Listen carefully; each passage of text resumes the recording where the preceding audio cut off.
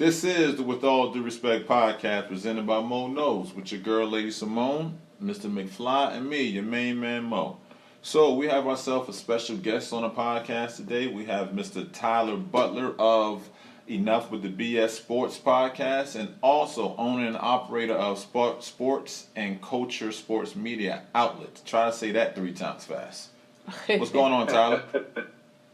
Hey, thank you guys for having me, man. It's an honor being on you guys' podcast. Man, it's an honor having you. A little quick story about Tyler. I actually reached out to Tyler first about starting the podcast. You remember that phone call I hit you with? I think I inboxed you, and then we spoke on a Saturday morning for the first time. I think about it every time I see y'all show, man. Yeah, I appreciate it, man. So he actually, even in the meantime, not just that one time, me and Tyler have spoken as far as, how do you go about doing this and go about doing that. And he's always been one of the people that answered the phone and whatnot, and text if he's unable to answer, and gave me his opinion on things. So I want to say thank you first and foremost for that, man.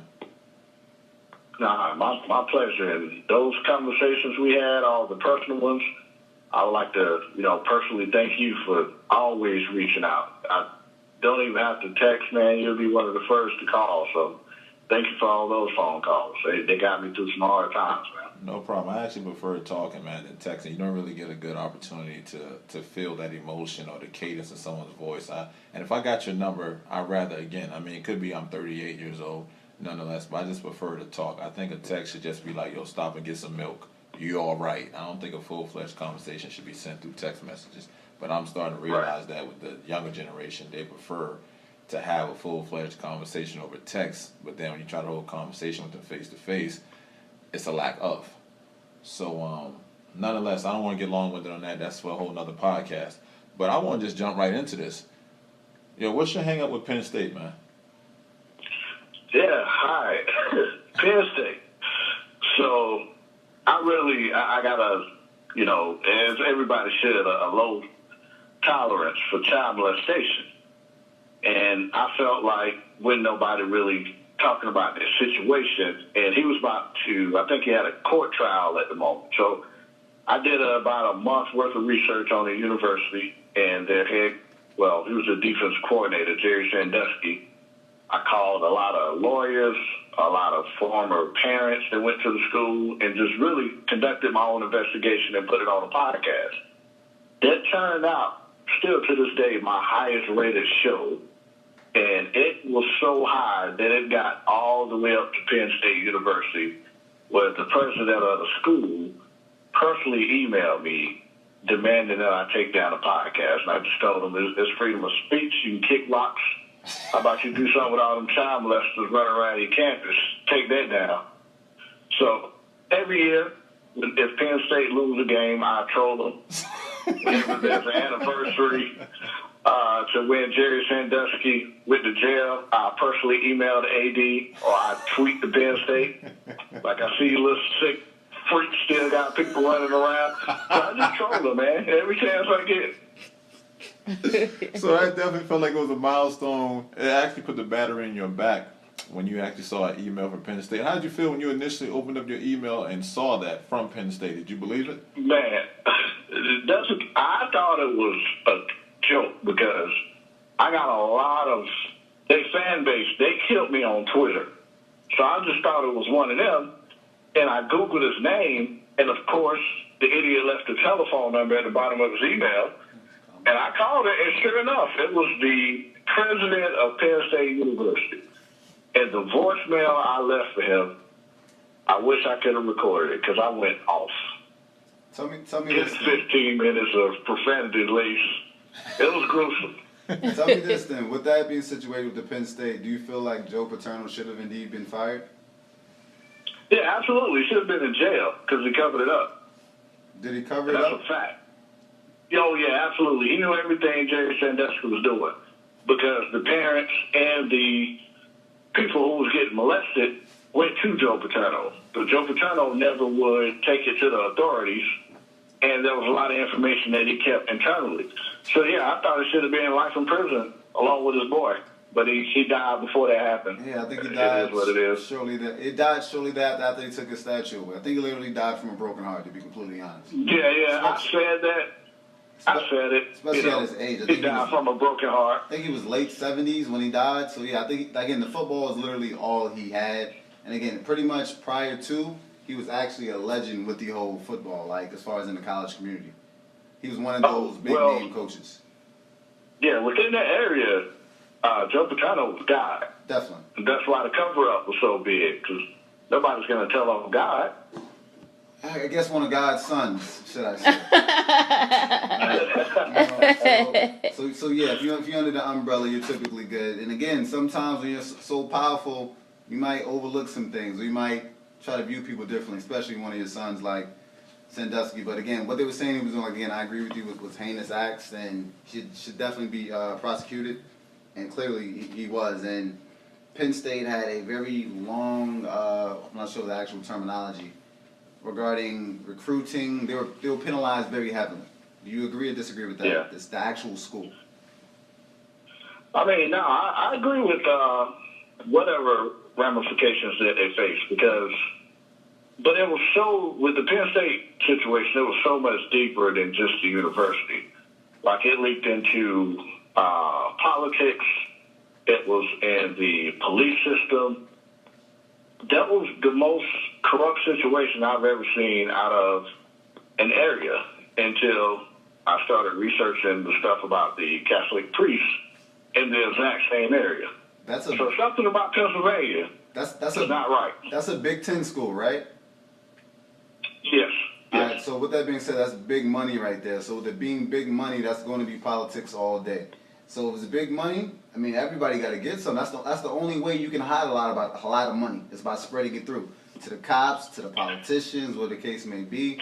So again, I'm not surprised with it. Like you said, that's something that they do in the area. It's probably just something of the culture.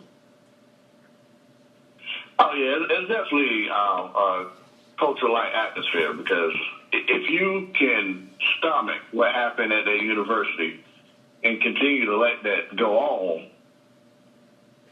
that's all about the culture.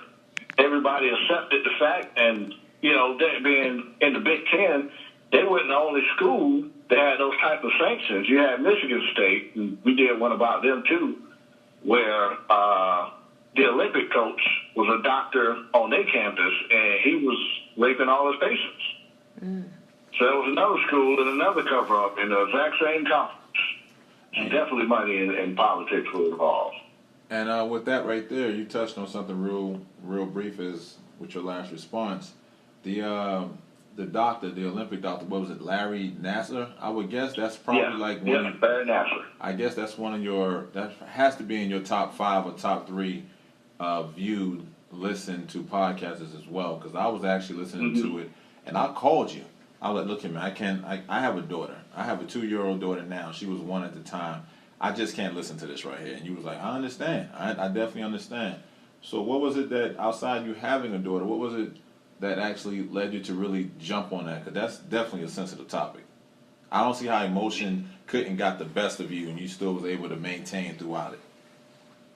Oh, it did. I was pissed off the entire time, whether it was taking notes or I developed a really good relationship with one of the lawyers for she actually was one of the victims, but she was an Olympian.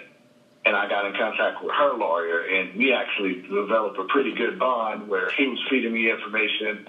I was able to talk to her personally. She thanked me for the podcast because it was kind of getting the word out. But the reason for doing it is, me being a big sports fan, my favorite show is Outside the Lines. I feel like if they get a hold to a situation, they will break it down and ruin whatever you have going on. But at that time, I didn't feel like Penn State or Michigan State was really getting talked about enough. So I said I will use my platform, as small as it may be, but the word needs to be out what's going on with these schools. Okay. Like I said, that was definitely a nail biter, and I tried just in the method of it was tough, man. In the method of supporting my brother in podcasts, where I was just like that. So what would you say have been your top 5 podcasts. I believe you just named 3 of them: the Sandusky, Yeah. Larry Nassar. I'm sorry, 2. No, the 3. 3 has to be the Priest. 3. I saw the Priest one. I was like, whoa, here we go. Here we go. So what's been your top 5 podcasts that you've had thus far? So I'll say my top 5, because we will dive into stuff outside of sports if it's, kind of cultural like. So those 3, the Penn State, the Michigan State, and the Catholic Priest, I had one called Prosperity Gospel, where basically I was calling out a lot of pastors for preaching prosperity gospel and taking advantage of the African American communities. And I got in contact with a lot of people within churches, and we talked about this preacher in particular that calls himself Sweet Daddy. He's out of South Carolina, unfortunately, and there was a situation where he owned an apartment complex, but since an elderly lady didn't pay her tithes, he kicked her out. She was in her 80s, evicted her because she didn't pay her tithes. Nothing to do with rent. So, question, can you explain to me what you consider to be prosperity gospel, like that actual terminology? Okay, yeah. So what I figured out is prosperity gospel, you have pastors that preach the word that no matter what you do, no matter how you're living, as long as you're putting money into the church, you're going to reap the benefit of everything that you're putting out. They don't really never explain how you should be living your life. Everything is money related. You need to put this much in here, you'll get this much back. If you want a bigger house, then you need to give $5,000 to me right now.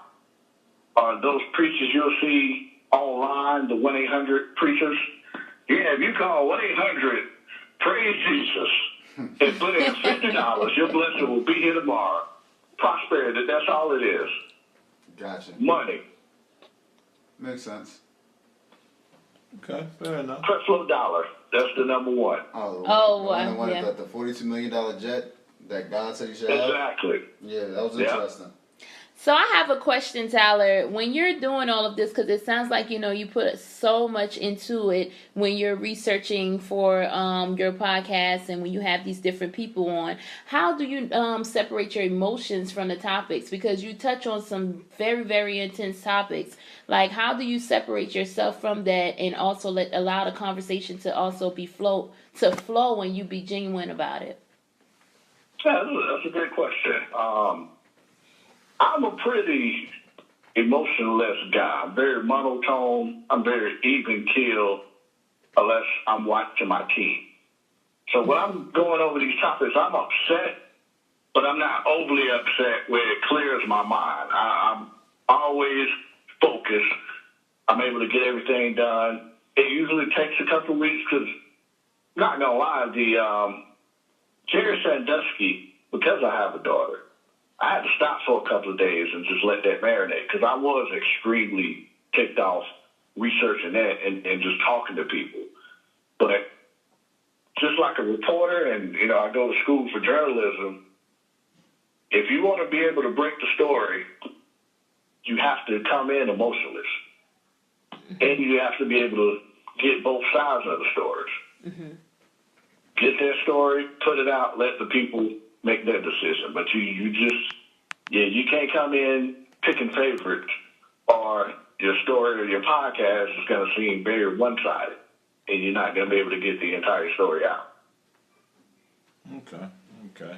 Tyler, you actually came across something last night that you didn't even plan. We spoke about it in private, but I would like for you to acknowledge it and announce it here publicly for those who may not be on your actual Facebook page. What was it that took place last night? Yeah, so because of my internship with ESPN Upstate, I've been able to make a couple of good relationships with people. And one of them is this guy named Scott Foster, who works for the South Carolina Football Hall of Fame. And he's the one who's kind of been one of my mentors, helping me start my website, letting me know what steps to take. And he had an event last night at Dave & Buster's, and we just showed up just for regular support, didn't know what was going to happen. And he pulled me to the side and was just like, hey, I'm just letting you know I've been watching. I see what you're doing. I'm looking at the stats. I'm extremely proud, and I would like to personally send out a olive branch for your company to cover all South Carolina Hall of Fame events. So we got coverage to all their banquets. Every year they have a big thing at the Hyatt downtown where a lot of NFL Hall of Famers come. Also, Heisman Trophy winners and the media will be able to interview them and attend the banquet, which is $400 a ticket.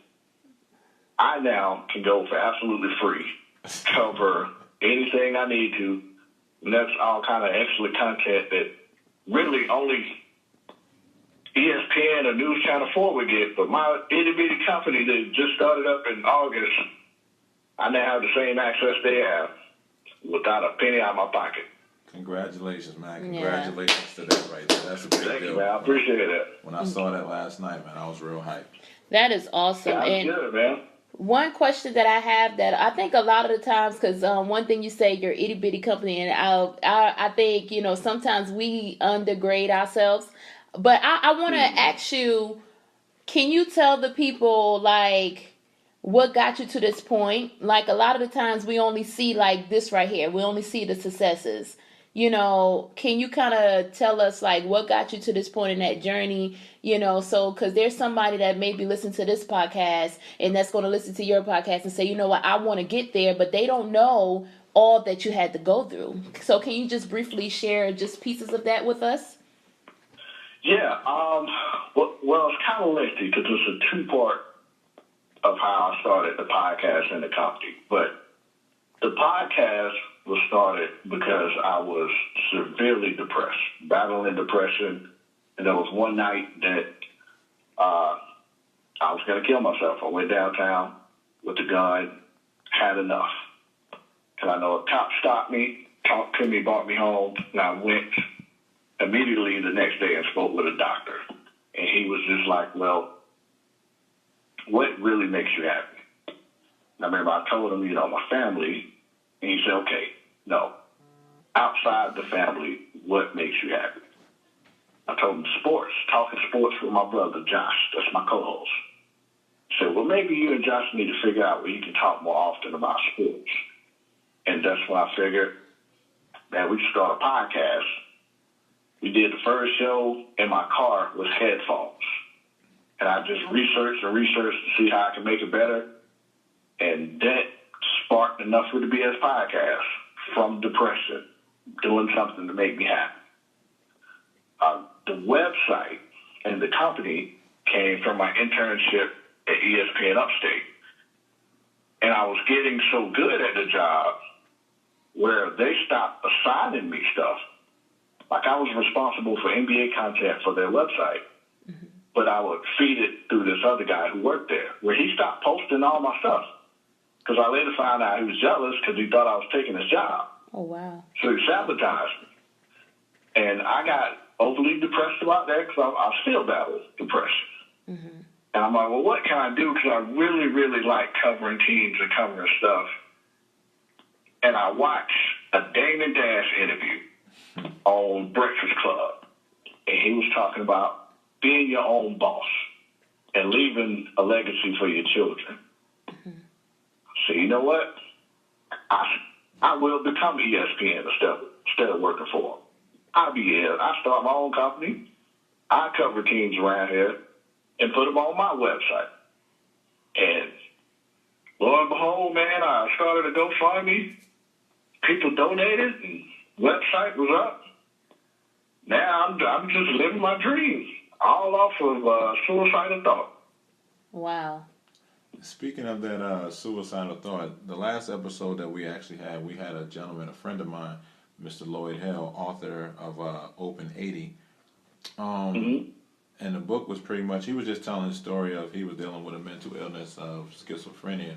And the book is just 80 steps of, I guess you would say, preventive maintenance of how to avoid that and whatnot as much as possible. And he was going through his story. So I'm going to ask you the same question I asked him. What signs did you see to be like, you know what, I think I'm battling depression prior to going to the doctor? What signs? Yeah, what signs? What were you actually going through at the It time? was, man, daily waking up and just bawling out crying. I would go to work, I couldn't focus. Like, I would literally just be sitting there and have tears running down my face. And I had just started working at this job when I was really going through it. And my mentor luckily gave me number to HR to, speak with a counselor. But it was just, everything was cloudy. Like today, I had an episode last week where I was at work. I couldn't complete anything because all my thoughts are clouded. I can't focus. But I think the suicidal thoughts and the almost doing it, that kind of, drove me to, okay, I need to go get some help. But that's mostly what it was, just feeling like I don't want to be here every day. Okay, and I actually remember that episode. I was listening to that episode that I think it was the next morning you had put it out, and I called you right afterwards. And we spoke as I was on my way to the gym about that episode, and you actually was a little bit more candid with me, if it was even possible, because you was pretty open and honest on your own platform as well. And we spoke about that, and you went in a little bit more detail as well. Yeah, I let it all out, mostly for my family. I put it on the podcast exactly like what happened that night, what led up to it. Anybody feel free to listen to it. I think it helped people. I got a lot of good emails from it saying that their story, helped them seek help, which that's all I can ask for. If it helps somebody else. And for your listeners, side note, I started a Facebook page just for people who battle in depression or anxiety or any type of mental illness. It's called You're Not Alone. YOU_RE. Join the group. I just want to be able to have a group of people who battle in the same thing I have, will be able to speak amongst each other, because a lot of the time, the family members, they don't really know how to react to someone who's suicidal. Yeah. But if you can get a group of people with the exact same way who can help each other, I think that can be tremendous. I think that's awesome, and I know personally some people who could benefit from that, and I think just another viewpoint of it is that, from us doing these interviews and from us talking to such awesome people, I look at it as it shows that, we all have our struggles. It's not just, some people think they're just stuck and they're not doing anything, but it shows, even successful people deal with it. So I think that's really good. And you said it's a Facebook group? Yeah, it's a Facebook group. You're Not Alone, YOU_RE. I will be sure to send you guys the link if you want to share it on Facebook. Yes. Yes. Yeah, I'm accepting anybody who's willing to seek help. That's all the group is. We're a support group. Because times like that, you need support more than anything. And that's definitely a noble and honorable thing, and I'll tilt my hat to you on that one, because it takes a strong individual not only to be dealing with something, but then take on other people's issues as well, and we just come together and do this collectively. You know what I'm saying? So I tilt my hat to you on that one. Thank you. But what we're going to do is... it is. Go ahead. Oh, I was just going to say, it actually helped me 3 days ago, because they gave me some very uplifting, encouraging words, so I think it's definitely beneficial. I think, so, again, like you're saying, I think support is definitely big as well. When you said that, it reminded me of a situation. I got asked to join the actual diet challenge, and I'm pretty stern on my working out and all that. And the person never wanted to join this challenge. I was okay. I'm gonna do this to support. So you bet like $25, $30 to actually do it, and then you have to lose like 4% of your weight to actually win. So I'm looking like, well, I'm gonna work out anyway. I can make some money. This is great. So I did it, and now it's up to like, I think $6,000 you can win. And in the midst of that, I'm just looking at it like, okay, I can win money, but I'm looking at the group chat, and I'm seeing like people saying, oh man, I did bad today, I ate Chick-fil-A or something. And I see somebody else come and say, don't worry about this, it's just one day. You still can like get back on track the next day. I've seen somebody else posting a video, someone commenting like, yeah, thank you, you gave me the motivation to actually go work out. So now I'm looking at it from a different viewpoint, like, this is really like a family supporting each other to actually lose weight, to actually be happy, to be healthy. So I almost looked at it like, damn, it's not even about the money situation anymore. Mm-hmm. Like, again, I'm not really most one to comment, like, I'm really not the most social media guy, but now I'm liking people's comments, pictures, and all that. It's, again, to support them and push them to actually drive to that. So, again, I do think it is important to have that support there when you're definitely going through those challenging times. So, again, you're not alone is great for those people going through that. And, again, just to have that support system is really important when you're going on that long road. Absolutely. I agree. I agree too. Yes, sir. That's true. Tyler, we're going to switch up gears here. We're going to talk some sports. I know that's what you like. But before we actually before we get into the sports, though, as I was promoting this this interview that we're having right now, I called you to Stephen A. Smith of Greenville, and you said that, wow, this is like the fourth time this week that I've been mentioning the same likes and same breath as Stephen A. Smith.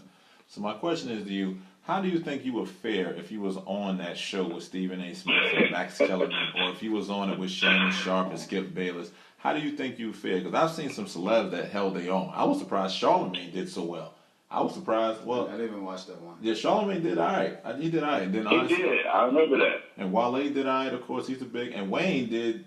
To my surprise, he did pretty all right too. Wayne is a really, really big sports fanatic. But yeah, but he's really, really dumb too, though. No, he's really smart. He just can't articulate himself. He's really, really smart. He just can't articulate himself that very well. He's an introvert extrovert. That's a great area for me. If you're really, really smart, you should be able to articulate yourself. I think it's part of being smart. No, I think I tell people, Michael Jordan is a great basketball player. He's a terrible coach. Doesn't make him a terrible basketball player though. So he knows like you can do this, like this is the move to do to score, but might not be able to coach or articulate to someone else. So it doesn't take away from the fact that he's a great basketball player. Fair enough. Possibly one of the greatest, depends on I guess how you want to judge it. Yeah. Also with that being said, yeah. So it varies with that. How do you feel you fare with those individuals, Tyler? I think if they do me like they do everyone else that come in, it seems like they prep them for what questions they're going to ask. If they give me time to research or prepare for the questions, I'll be fine. So I think like Max Kellerman, I probably run in circles around Max. I prefer Max. Not really a fan of Max. I actually prefer Max over Steven. I feel like Steven is sensationalist. He just sits there and just goes loud and says big words. So I prefer Max. I think his has more logic and reason in what he's saying, and he can back up what he's saying with actual numbers and statistics. Stephen A. just says, I know this guy since he's been in 10th grade. I met his mother. His cooks make some broccoli and brown rice every day. All kind of stuff that like, cool, you've been around. I get it. I think Max is too smart for his own good. Yeah. Like he articulates extremely well, but it seems like the point he's trying to make, he takes a little too long to make because he's trying to compare it to something else with some type of scientific notion. Yeah, right now, Max, you just stick to the point and you'll be all right. But he goes all the way around the circle before he gets back to the answer. Yeah, that's definitely Max. Again, his origin is probably mainly boxing. That's why I kind of first noticed Max at. And that's he's great at that. Yeah, he is. Again, I'm not too in tune with boxing, but the way that he breaks it down, I'm like, okay, I can understand it from his viewpoint. Because boxing is a very technical sport, so that's probably also why he's so technical with statistics based off of that is the actual background. And Stephen A., which they actually, several people have went up there and pulled his card, like, I think he averaged, 2 points in high school? Like, like you're like the most unathletic person. Again, like he was saying, compared to Wale, which was a star running back in high school, that knows, again, what it takes to actually be there. They try to use that a lot on Stephen A. Like, yo, you really weren't in the field to say that. And I think that's one thing that always worked in, I guess, Shannon Sharp's predicament. Like, okay, he's a retired player speaking from the viewpoint, so it adds validity to it. Right. Shannon Sharp is my favorite. I don't know who his research guy is, but his research is grade A. That will probably be...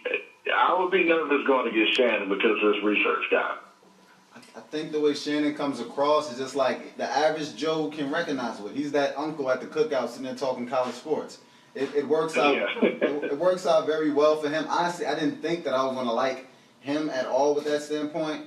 And Skip, again, I feel like he just says outlandish things sometimes just to pique a reaction. Do you think he believes the stuff that he says? Majority of it, no. Majority of it, no. I feel like he just says something. It's like you can say something crazy to be like, honestly, the last draft pick in the draft is going to be great. It's like when you bet like a low bet and high reward, low risk. He takes those chances and he sticks on them. And I know this though. He's big on Aaron Rodgers, and I'm a believer now due to him campaigning so hard because I had to go look, and he is, as Stephen A. would say, a bad man.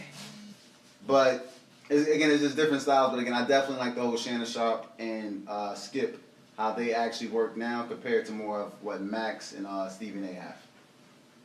Yeah, believe it or not, my favorite show is The Herd because Colin Cowherd, it's extremely hard to do a show talking by yourself. He is excellent at it. But I kind of mimic my podcast off of him because he's more of perspective.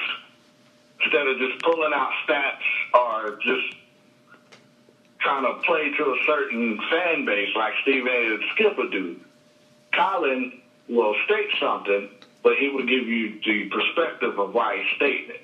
So I do that on my podcast. To me, he's the smartest guy out. I think he was definitely ESPN's bad child, and that's why he actually had to get his own show. With him going back and forth with the co-host, didn't quite work out. Also, another one I do like on there is Mike and Mike. I like their chemistry as well. Again, they weren't big players, but again, I like their chemistry as well. But I like his views because, again, he sticks to it, and he as well says some outlandish stuff, but he provides, like you said, perspective, at least information of how he came to that conclusion. Mm-hmm. Yeah, I was so heartbroken when Mike and Mike broke up. That was a horrible decision by ESPN.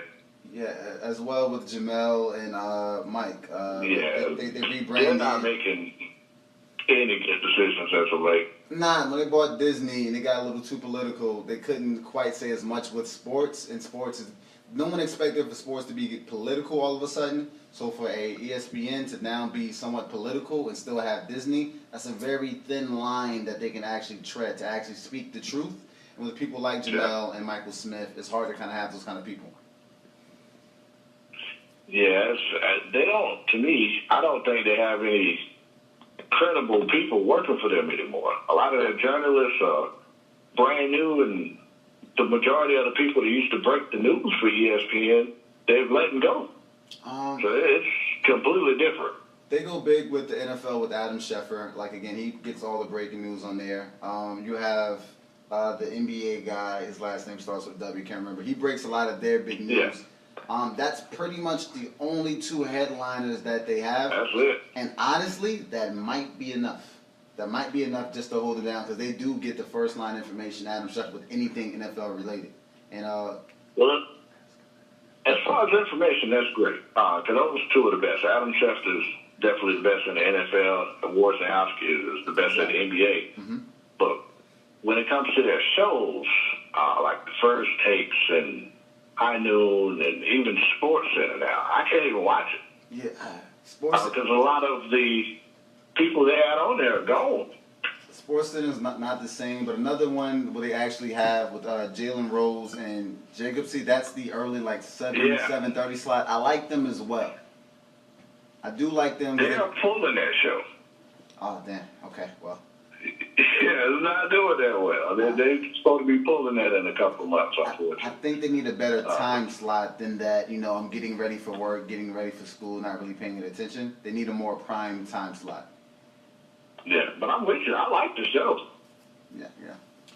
Tyler, we spoke about it. I'm sorry. Go ahead, Tyler. I'm sorry. Yeah. Oh, no, go ahead. I wasn't about to say that. Tyler's a talker like me, y'all, just to let y'all know. Outside of that, we spoke about 2 weeks ago, and you said, you know what, I want to say that for the podcast. And we actually were just asked the same question here right before we got a hold of you today. What's your take on this Nike and cap thing? It is quite simple. Nike are geniuses. let's see, what's the best way to, okay, I don't care, I'll find the best way. Nike knows that African Americans move off of emotion. They've done this research. That's why they're the best company there is out besides Apple. The hottest topic in the country right now is race related because of the orange guy in office. So, see, when it comes to sports, if you want somebody from the sports perspective, you already have Serena. Serena's going through her stuff, race related as is. But who's the hottest name right now when it comes to racial issues? Colin Kaepernick. He never got fired. He stayed on the payroll. So you make him the face of your new campaign. You know, black people going to move off emotion and rally behind them. That's sales. Unfortunately, some white people are going to get upset.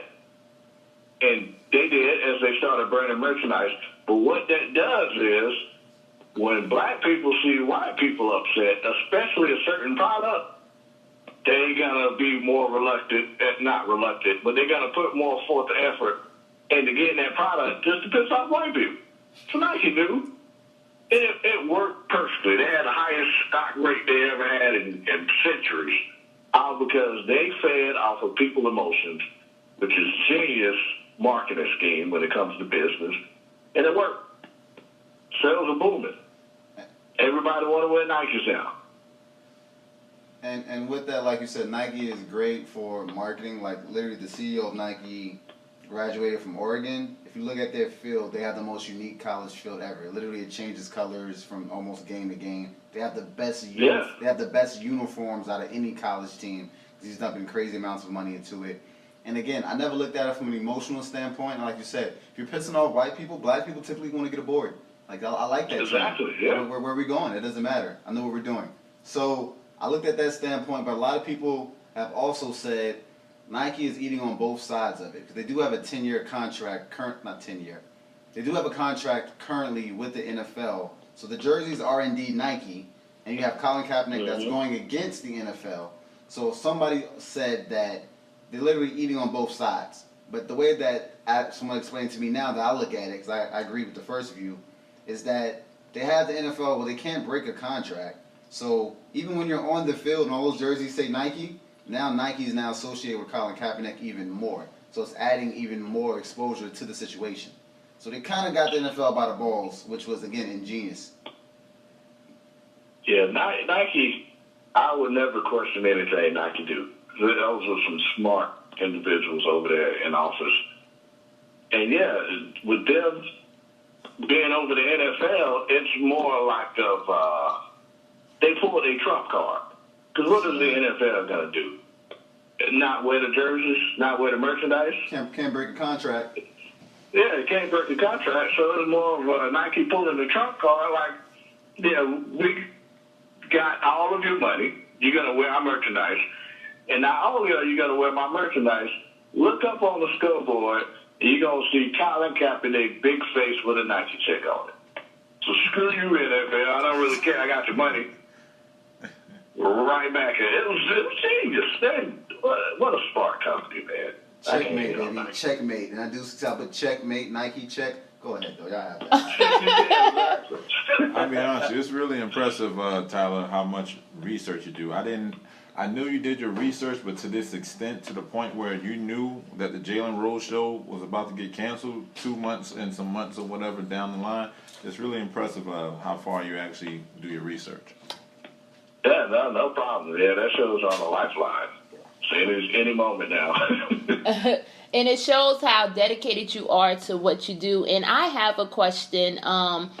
With being so in depth with, what you do, and I know that you're married, does that affect your marriage or your family life? Because, sometimes when we're following our dreams a lot of the time, so often, we get disconnected. So how do you bring it all back together? How do you, because it takes a lot to research things, and it takes a lot of our time and stuff. And sometimes when you're so passionate about something, you get so caught up into that you kind of not even know that you drift off.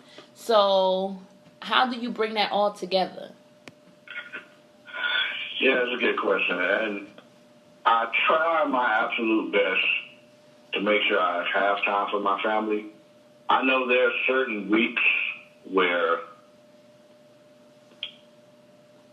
it may seem like I'm ignoring them, but I'm because I have like 15 years of management experience, I'm a stickler of time management.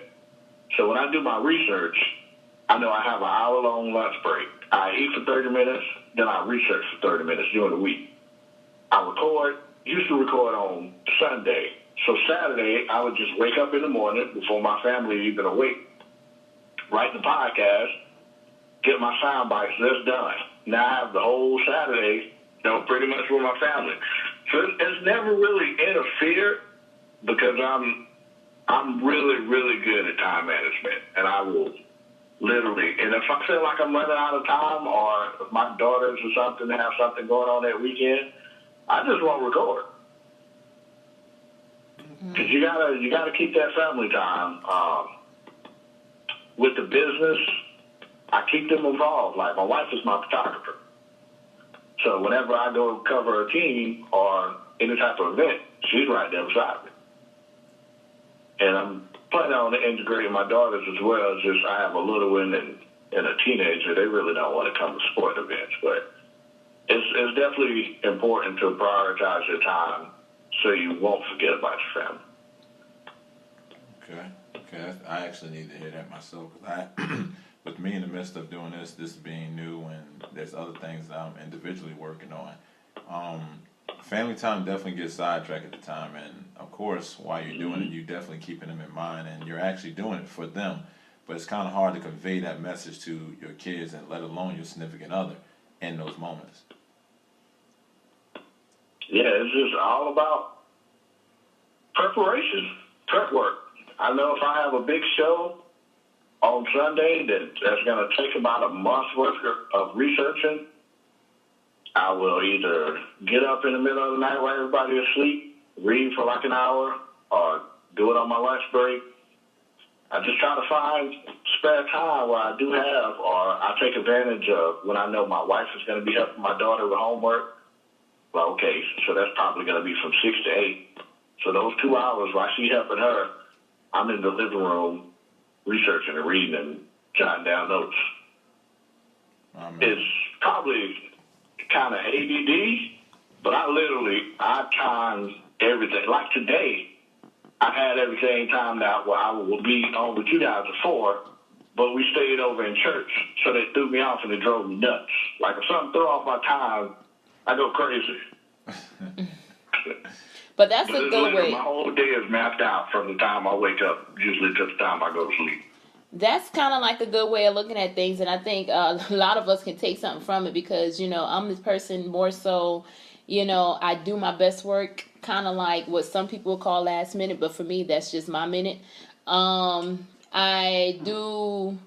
It's like that's just when everything just comes to me, and it's but I think we can just take a little piece from that, and that was I really wanted to hear that answer to that question, because a lot of times when you're reaching for your own goals and you have multiple things going on within your relationship and just within your family, it's so hard to kind of stick to that time frame and just give everybody that time that they need. So thank you so much for that response.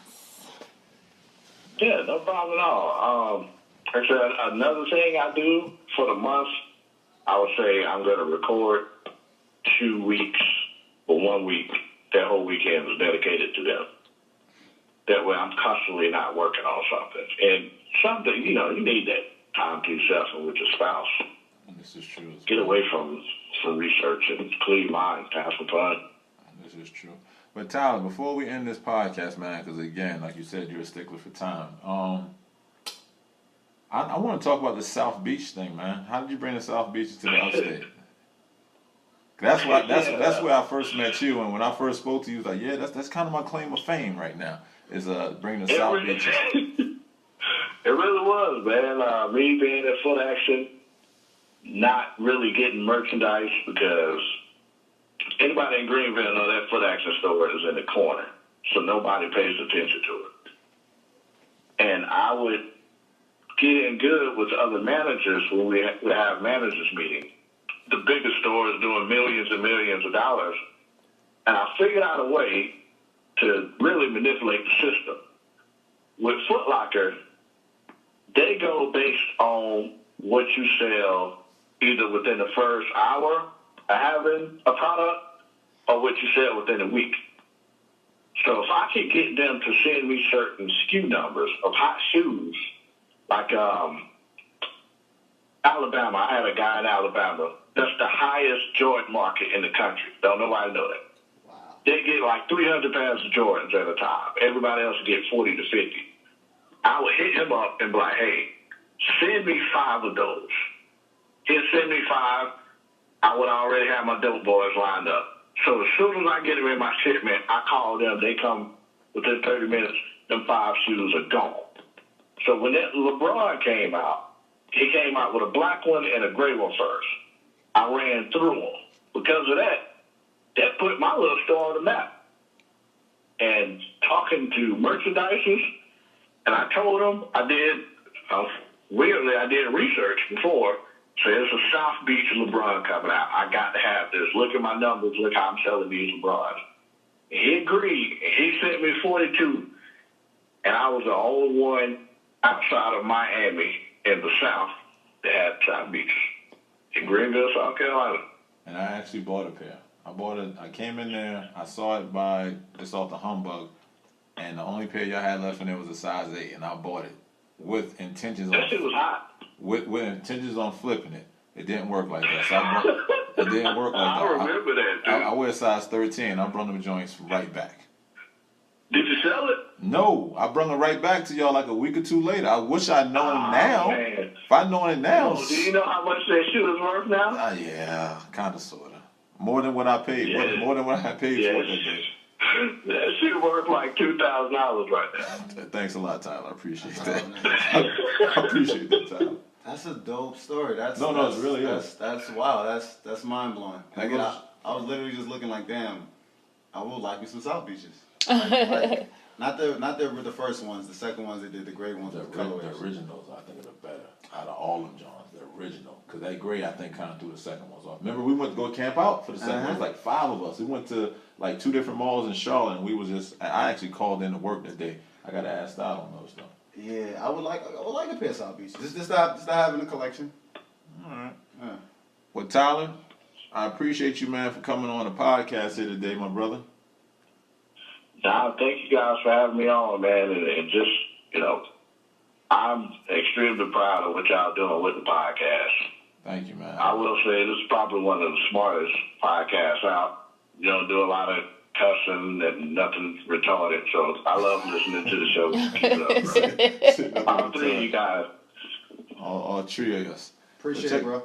But check this out, man. For y'all listening, me and Tyler have been talking behind the scenes. We got something that we're working on. We just kind of got to wait this thing out a little bit. But also, we have Mr. McFly that's actually going to come to the Enough with the BS podcast during the NBA season because, Tyler Timberwolves, that he's calling, as he calls them, eventually probably will go up against McFly and Knicks, and I'm betting on the Knicks, Tyler. Yeah, especially they gonna have Jimmy Butler in like another week probably. Yeah, if we trade Jimmy to the Knicks, this will be an interesting podcast. Who you telling? Hey, we'll take him gladly though. Him and Katie next year, we'll take him. I mean, just whatever you do, know the story. Jimmy getting traded because he slept with Cat's wife. Wow. So tell Porzingis to watch his baby mama because Jimmy come. Hey, them Europeans don't play them games, boy. Jimmy be in the sea somewhere. Don't worry about that. Tyler, man, we appreciate it again, my brother. Thank you for always answering the phone, returning the text messages, and taking out the time today to actually sit down and speak with us, my brother. I appreciate it. Thank you guys for having me on, man. Y'all stay blessed. No problem, man. And this is the With All Due Respect podcast presented by Mo Knows with your girl, Lady Simone, Mr. McFly, and me, your main man, Mo, and Mr. Tyler Butler of the Enough with the BS podcast sports show, and as well owner and operator of sports and culture sport media outlet. I do appreciate you again, brother. Until next time, peace.